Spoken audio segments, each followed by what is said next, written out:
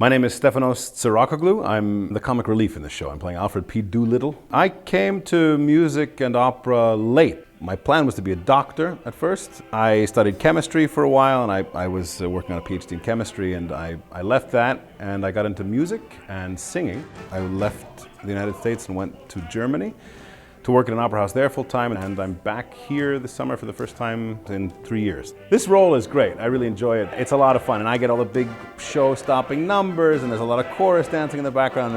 They can be funny. I love it. Ashlon's great. I like Ashlon a lot. You're treated very well. It's a very nice feeling by the colleagues who are here running the opera company, and it's a very warm feeling from the locals who are around and who appreciate the opera. Charlottesville's a really nice place to come to work. I like it a lot. My colleagues are really good. These are folks who have sung in a lot of really important theaters, and some folks who've actually done a lot of work on Broadway too, and who have sung at opera companies all over America. It's a nice environment to work in because everyone's so good.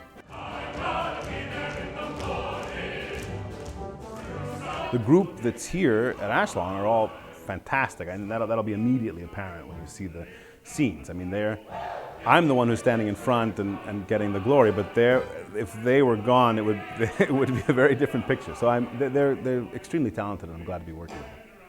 My Fair Lady is a great musical, and it was an instant classic. I mean, it won a bunch of awards, and it had a lot of longevity. It was the longest running show on Broadway ever when it came out, and there's a reason why it has that staying power, why we're performing it now in 2015, right?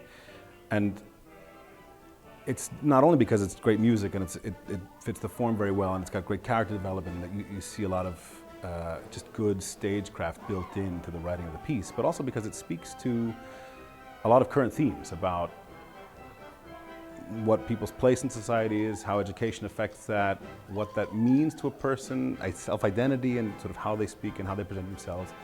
And so it's still fresh. It's still very, very current, even though it's set kind of in a different place. And that's what's beautiful about art. You can have a piece that's old. I mean, we still perform Shakespeare, and that's hundreds of years old, because it's still relevant. It speaks to a lot of things that are going on today.